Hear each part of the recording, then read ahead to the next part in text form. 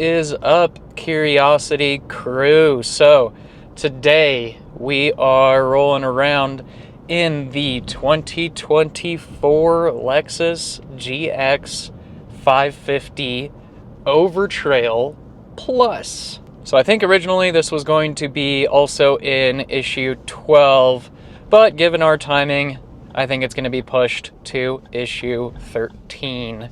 So I will link to the Shift Colorado magazine website below so you can keep an eye out for that. But yes, today we are going to be answering the question of whether or not you can daily drive one of these bad boys. We'll talk about exterior, interior, tech, gas mileage, reliability, and a whole lot more. So first, I gotta say that this is gotta be my third or fourth favorite press vehicle we have had since I've been a part of Shift Colorado. And I'm not much of an SUV guy. I think I lean a little bit more towards trucks, but like this is something cool, something special.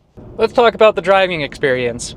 So the first thing that I noticed is that this is a relatively large vehicle by modern standards. It definitely drives a lot like a real truck.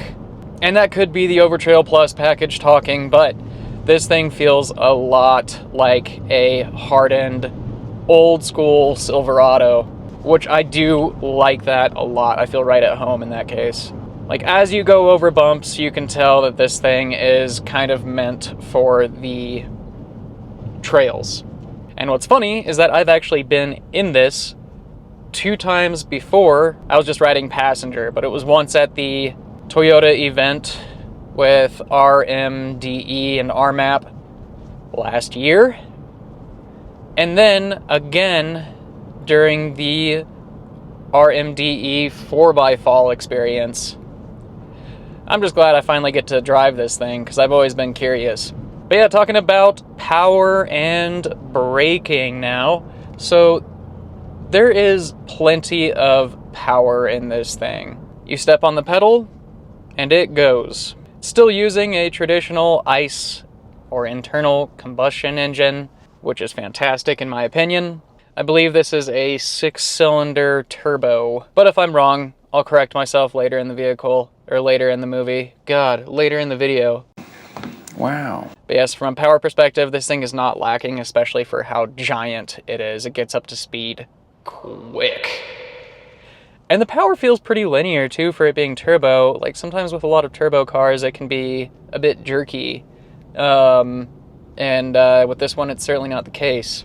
In previous videos, especially with the daily driving ones, you've probably heard me complain about certain cars that have brake pedal issues in the sense that they are way too sensitive. This one is not super sensitive, which I am a fan of. Just very predictable, not overly touchy, so big win there in my book. Driving position, you sit up nice and high. You definitely get a lot of body roll, but that's to be expected in a car like this. Visibility around you is perfect. There's plenty of room to see what's going on if you need to look over your shoulder or anything like that. But these 2 mirrors on the sides, they are interestingly, like, I guess on the smaller side, but I like the look of them. They do have blind spot monitors, so that's always nice from a safety perspective. Steering, I didn't even think about steering feel. You know, the fact that I haven't thought about it much kind of tells me that it's balanced pretty nicely for a vehicle like this. It's got a nice notch in the middle. You're not... Actually, yeah, that's a big difference between the GX 550 that we have here and like your traditional truck, whether that be like a GMC, Chevy, or Ford. A lot of those tend to have some floaty feelings in the steering wheel, but this does not. This feels very direct and kind of borderline sportsy, which is interesting. You know, it's not like you're going to be feeling the paint on the road or anything like that, but it's nicely communicative and it's not too muted, so big fan there. Turning radius is pretty rough. I kind of find myself feeling like I'm gonna be going over pretty much every curb in a parking lot. But we don't really need to worry about that much because this thing will just ride right over it. So there isn't a whole lot of road noise that comes through either. This is very nicely sound dead end in here. It's nice and quiet, very peaceful. Let's go ahead and try putting it into a different drive mode, shall we? Oh, mode select, here we go. There's 3 different mode options here, or like you have 3 different buttons technically. That's kind of insane. You've got one mode here on the steering wheel, which I'm pretty positive is for your auxiliary and, you know, changing your audio source and so forth. You've got another mode select knob here that you can spin, and that actually is the one that changes the driving mode. And then down here, you've got another button that says drive mode. And initially I was pressing that to try and get it to switch into like sport and its other driving modes. But turns out those are actually more for the trail, because you've got MTS and then DAC and crawl, it looks like.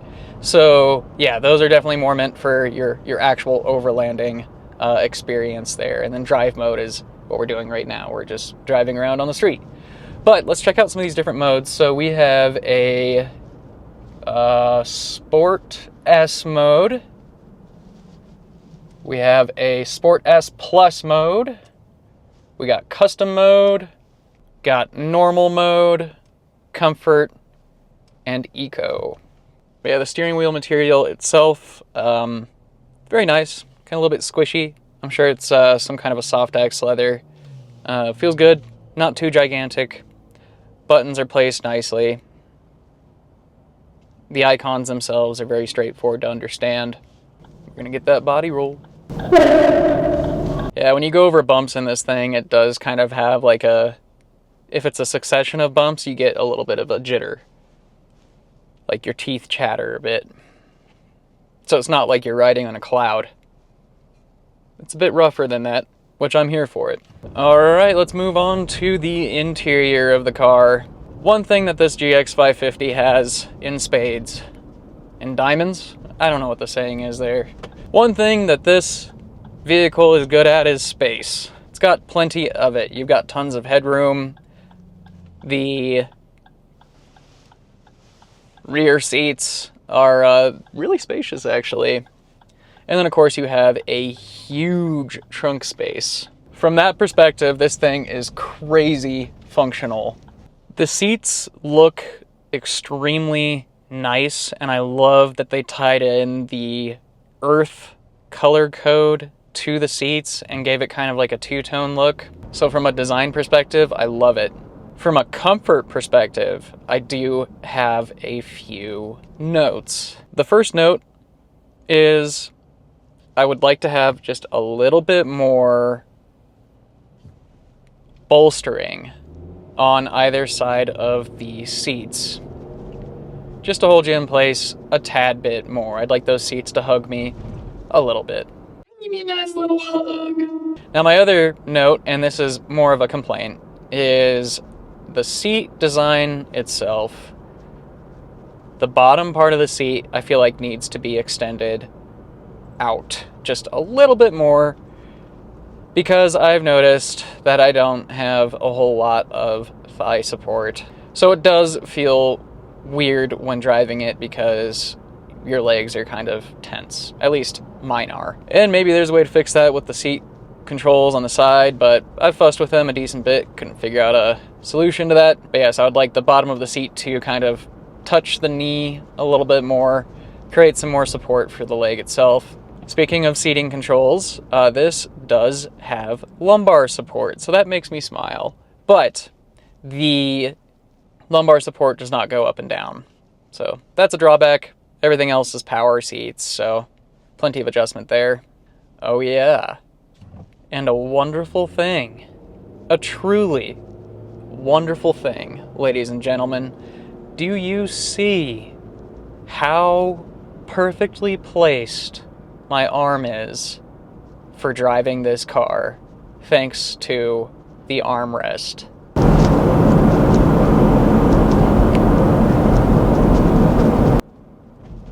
This is what I would call the armrest of a god. If you aren't sure why I obsess over armrests, Jake, another editor at Shift Colorado, is known for being the king of cup holders. And I respect that position greatly. However, my secondary job title with Shift is Queen of Armrests, because I love them a lot and I am very picky about them. But this one is wonderful. It's also not too hard, not too squishy. It's like nice. Nice. But yes, the interior has a lot of nice design choices, from the synthetic leather to it's got like this brushed, maybe faux wood look in a lot of places. Big fan of that. And there's even some chrome looking bits, which does give a bit of a luxurious feel to the interior of the car. But yeah, it's just nice and boxy in here. Definitely not bland. It's got some good characteristics to it. One of my favorite things about the interior actually has to do with the climate control. It's kind of got this interesting digital and physical element to it, where you've got little dials on either side that allow you to adjust what temperature you would like the interior to be, and it can change. You know, it can operate independently. You can have it set for one temperature on the driver's side and another temperature for the passenger side. Dual climate, I think is what they call that. But yeah, I like this way better than, I think it was the Porsche Cayenne. Had kind of a similar look where it was like physical buttons, but also kind of digital. And by digital, I mean like flat screen. But on that one, it was like if you press certain buttons, the entire screen would move down, or like the entire surface would. So that was very odd in my opinion. This doesn't have any of that. You do have plenty of grab handles on the interior. You've even got an oh shit handle like way up here. You've got tons of little storage spaces and cubbies in here too. A lot of them make satisfying sounds like this. The dash itself, despite looking very techy,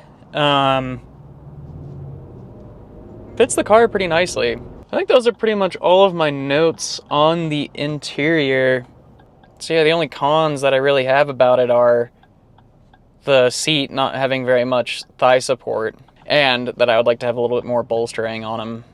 Oh, I just figured out the thigh support. I'm dumb. Much better. Going over the tech in this car. So you got your giant screen right here in the middle, which is pretty standard for modern day cars. And then, like I was saying earlier, you have a digital gauge cluster. That gauge cluster is not overly complex, so I'm a big fan of it. It's not like they're trying to show you every little thing in the world. When I first hopped into the car, it was a little bit of adjustment to figure out the touchscreen controls for parts of the climate control. Like I struggled a little bit to figure out where the fan speed was, oddly enough, even though it's right in the middle and at the bottom of the screen. I was pressing on the little seat with the fan next to it, thinking that was going to change it, but yeah. Eventually I got there. Let's go ahead and swap over into Sport, see if there's any difference. Alright, I'm going to floor it here.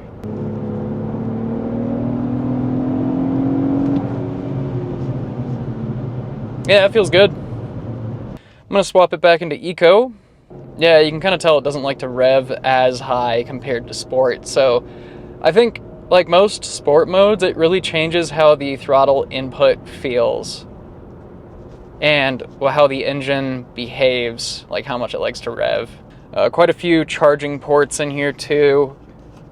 Tiny little cubby hole for the the cigarette lighter. I actually like that. Oh, are you stuck? Oh, that's cool. So I thought that was a manual like door for it, but once you push it down, you can push it down again and it slides up just by itself, which is pretty sweet. Feels like there should be something here. Not sure if that's for a different model. The HVAC vents are super nice, very easy to understand. Your glove box is plenty large enough. You can hold a lot of gloves in there.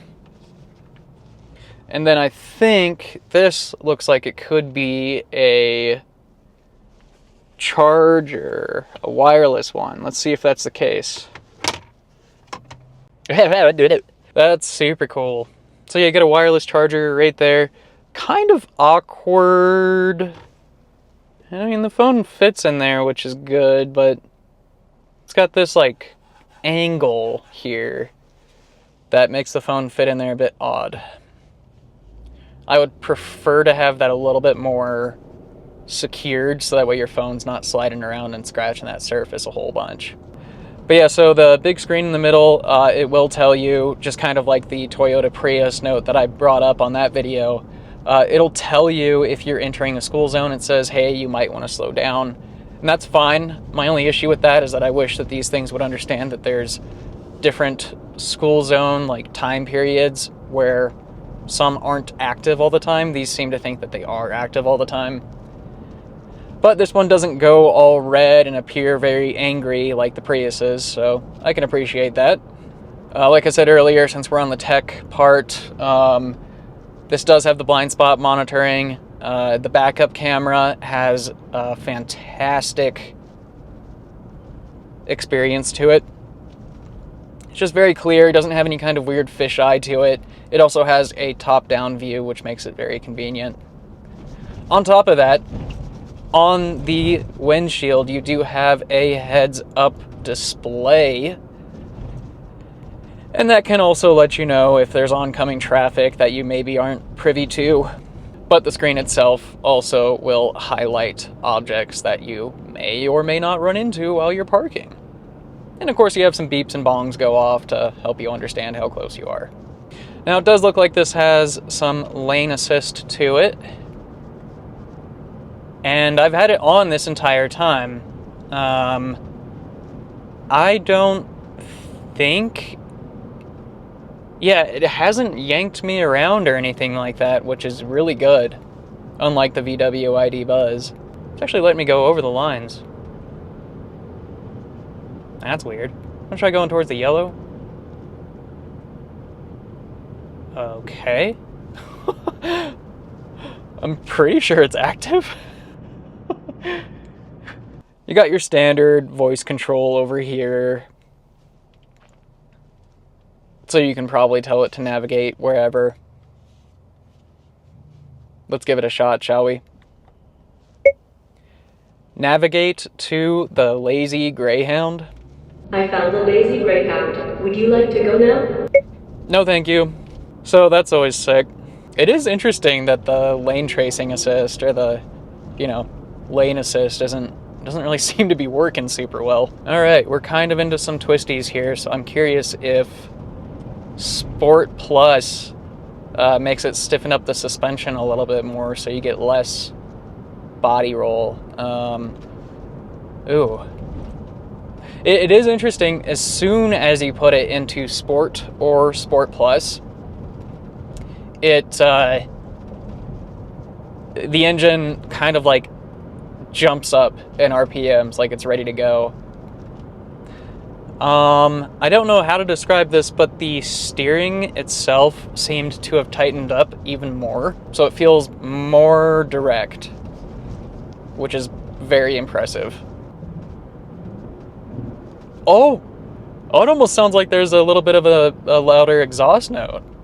Defender just went by. What a loser.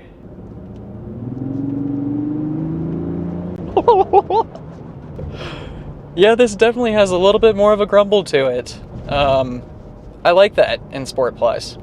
All right, we're gonna swap back into Eco. Save that gas for Kelvin tomorrow. Oh yeah, there's also a manual mode in this, so you can scooch over. Scooch. You got your paddles, of course. I'm curious if we can downshift this thing in Sport Plus. I'm betting that's synthetic exhaust noise, but I'm here for it. All right, we're gonna try downshifting. Not sure if it's gonna come through the audio or not, but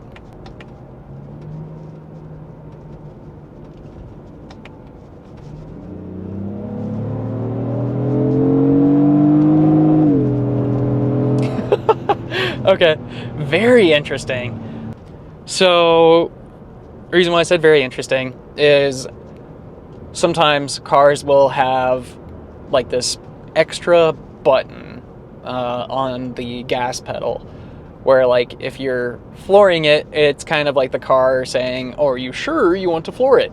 Are you sure about that? And eventually that final button like compresses in, and that's how you get the full acceleration of the vehicle. This has that. Yep. Definitely has that. Man, this thing squats. When you get on the accelerator, you can just feel the back of the car, you know, squat down. I'm on a little bit of a dirt parking lot right now, and this thing's handling it like a champ. Oh yeah, one thing I forgot to bring up to you guys about the tech in this vehicle.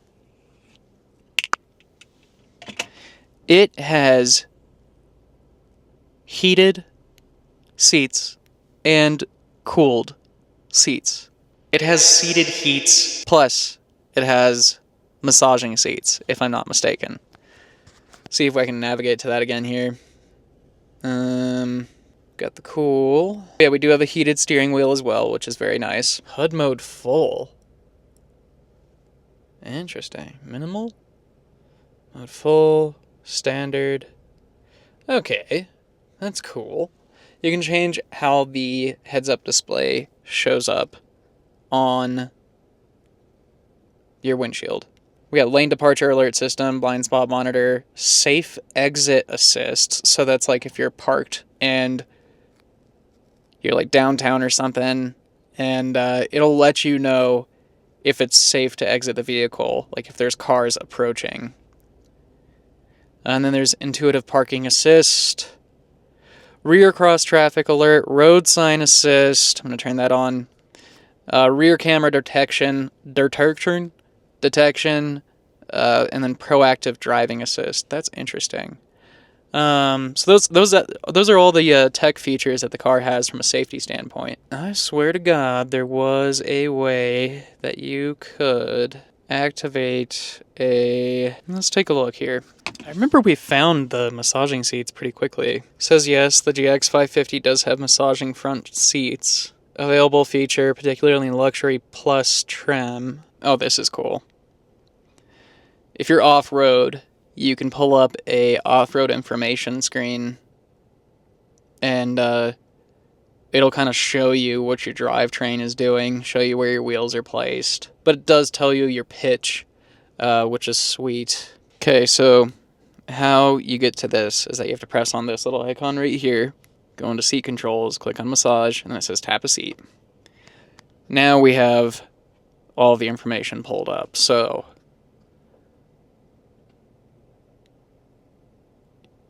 yep, that is indeed massaging. You know, you got a lot of different options here, so you can focus on lumbar. That feels pretty damn good. But I do like this one, because it actually does the legs too, which is sweet. For the Overtrail Plus, you're probably wondering what those features are for like overlanding. Here it says you've got crawl control, downhill assist control, multi-terrain select, electronic kinetic dynamic suspension system. Then you got bigger tires, bigger wheels, which is good. Panoramic view monitor with multi-terrain monitor. Oh yeah, this also has these cool rock rails, I think is what they're called. They're like the little tube things off to the side of the car. They don't stick out as far as I thought they would, because like I would probably end up using those more as like a step to get into this vehicle. And where they're placed right now, it's like kind of too close to the actual body of the car. This one is available for $84,575. You'll get 17 miles per gallon, aka 15 city and 21 highway. And look at that, I was correct. I accidentally just activated the cool box. Wow. Turn that off. But yes, I was correct. It has a 3.4 liter V6 turbo engine with 349 horsepower. This feels a lot faster. It does have a tow hitch on it, and it does have a tow mode. I also just now realized that this has a sunroof, or a moonroof, whatever you want to call it. Just in the front, though. It's pretty nice. Wow, there's like 6 or 7 Monronis in here. I don't think any of them talk about the towing capacity. Yeah, I'm not seeing towing capacity. I'm sure I could find it in the manual, but I'm going to look it up online. Okay, so I guess that this thing can tow up to about 9,000 pounds. It probably won't be very happy at that max level, but that's still pretty impressive. Yes, you have your standard high and low gears here. I think you have locking differentials, which is sweet. And then you've got this really cool feature here. There we go. I figured it out. That was something to get used to. You press in. You got this really cool feature where it's a cool box. And so you can put whatever you need in there. If you want to keep your chips cool, you can put them in there. If you want to keep your drink cool, you can put them in there. It's pretty cool. It says that you cannot put meat or fish in there, unfortunately. Really interesting smell that comes out of that, though. Oh yeah, and on the HVAC notes, the rear does have its own set of AC and heating, which is always good to see. We do have a bit of an annoying seatbelt alarm, even though I'm going 0 miles per hour and completely stopped. Not quite as bad as Toyota's, especially the GR Corolla, but it's still annoying.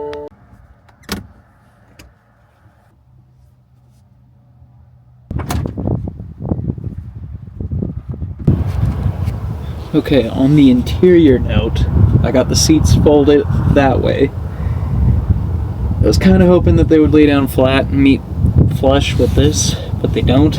They fold that way. It's fine. I think you can still sleep in this one. The front door just shut on me, which is funny. But pretty sure you can sleep in this. Here. Oh yeah, I think. Try it this way.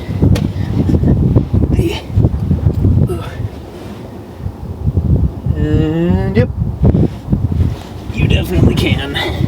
Get an air mattress and you're good to go. One thing that I just found out while I was taking down the back seats and seeing if I could sleep back there, I found out that there's this little button here, and what it does is this. Oop, let me scoot it back a little bit more, maybe. So it does this. Dude, talk about thigh support. Holy cow. See, I didn't feel that. I didn't feel that little button there at all when I was fumbling around while driving. But yeah, you got plenty of options for seat adjustments, which is awesome. Big fan of this. Only thing that would make it better is if there was an up and down lumbar, but that's it. Another thing that I noticed is that I thought this was all just, the earth color wrapped in from the outside and then like a black, but it's got this like green suede, and I really like that.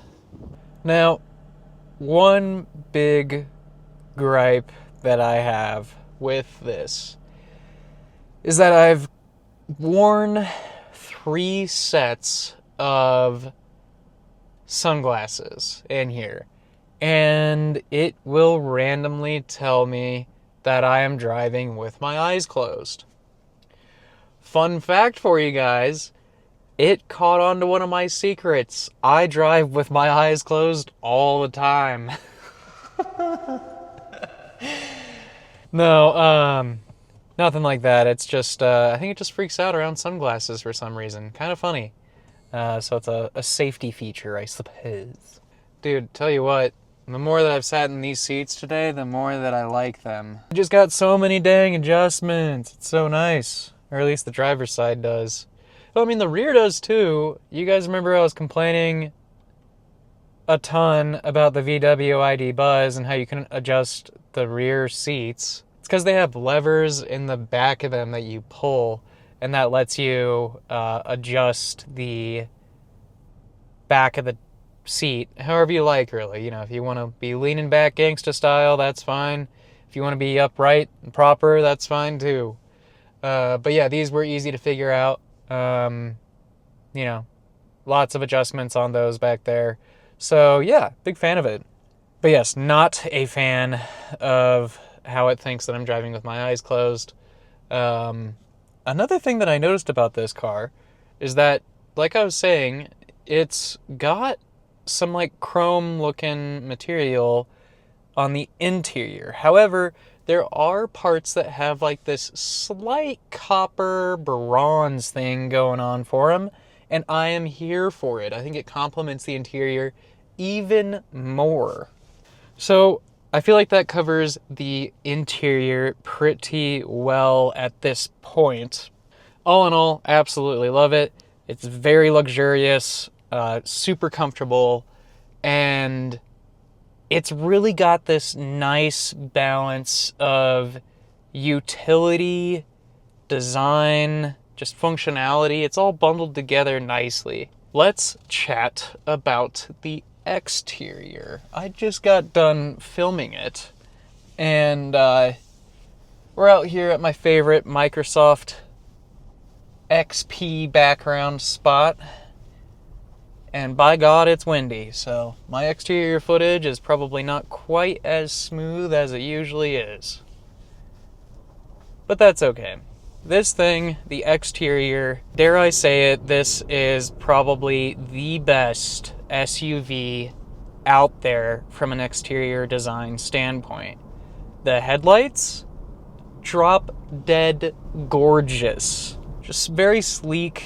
The overall profile has this like angular but sort of bubbly in some areas look to it. It's got some amazing hips to it. This exterior paint is, I believe, called Earth, and then it's paired with some black accents. Big fan of that contrast. And it does still have a bit of a retro look to it with how boxy it is. The hood is very interesting because they kind of almost extended like the fender arches, and it gives it this like panther ready to pounce look to it. You can even see it when you're driving. You can see these little like hips peeking out. And then of course with the taillights, you've got a wonderful light bar, very sci-fi looking. Because of the Overtrail Plus package, you do get some more aggressive tires, so that definitely adds to the look of it. And of course the functionality. The little rock sliders, sidestep, as much as I was saying, I don't like how close they are to the body. I think it actually hurts the functionality there. I do still very much enjoy the look of them. Obviously, if you're going to be daily driving a car, especially if you're in an area with bad weather, like if you get snow, you're going to be concerned about clearance, and with this car, you don't need to be concerned about clearance at all. Oh yeah, and with the package that this car has, it does have the roof rack, roof rails looking thing, which I'm sure can come in handy for extra storage if you need it. I know in my case, I would definitely not need it. Plenty of room in here. Would I modify anything on this car? Honestly, I think I'd keep it pretty simple. I don't think I would change this car very much, which is generally a good sign. It's a good sign that they made a banger right out of the gate. Side note, I do think that this is four-wheel all the time. But yes, exterior design, give it an A+. Let's talk about some comparables. I don't know all of the specs on these comparables, so some of the makes and models I'm about to rattle off to compare to this may not be fair comparisons. They may have way better functionality than this car. But if I was in the market for a new kind of off-roady SUV or an off-roady truck of some sort, you know, I would probably be looking at Jeeps. I'd be looking at Toyota Tacomas, Toyota Tundras, the 4Runner. I'd probably even be looking at like Ford Expeditions, Ford F-150s. To be honest with you guys, I think I would take this over all of them, especially in a few years as more of them hit the used market. I think this is where my money would go. Like if this, let's say something catastrophic happened and I had to get rid of all of my cars and I was forced to take this, I would be overjoyed with it. It's got the fantastic exterior design going on for it. Like, it's a looker of a car. It's got tons of creature comforts. We'll see how that holds up over time, of course. That's always my thing in these videos with newer cars. It's like they have all of these technological things, so we don't know how reliable they're going to be. But Lexus, generally speaking, has been super reliable over the years, so I think we'd be in good hands with this car. Only time will tell, but again, it's got such a wonderful blend of like luxurious features, but it's also like rough and like it can handle it and you can sleep in the back of it. Like, it's so cool. So, wrapping it all together, can you daily drive the 2024 Lexus GX 550 Overtrail Plus? And I would say, yes, you absolutely can, and you would be insane not to in 90% of scenarios, maybe even 95. Only time that it might not work too well for you is if you do a lot of work in a tightly packed city. It is a larger vehicle, but you do have a lot of assistance to help you, so that's always nice. But you know, a parking space can only be so big in some scenarios, and this boy don't fit everywhere. And then the only other downside to this would be the miles per gallon. It's not great at all, so if you're conscious about that, might not be the best fit. But otherwise, I think it'd be a great fit as a daily driver. So on a scale of 1 to 10, what would I give it? God, this is like a 9.5. The only thing that brings it down, in my opinion, is the miles per gallon. That's it. Otherwise, thing's dope. If you're thinking about one, and you have the cash, and don't mind some depreciation, I would say pick this thing up ASAP. But if you are conscious about the depreciation and kind of want to see how these things fare over the years, I'd say give it a few years and pick one up on the used market. But yeah, I think that's going to do it, guys. I appreciate you watching. If you enjoyed, make sure you hit that subscribe button and certainly leave a like. Lets me know that you enjoy content like this and helps push the video to other people that may find it valuable. Keeps the channel growing, keeps more opportunities coming our way. And reminder, this will be in not the upcoming issue of Shift Colorado magazine, but in the next, and Kelvin and I are going to have our full thoughts on paper, paired with some truly wonderful photography from the Shift team. I upload every single Sunday, and I will see you in the next one.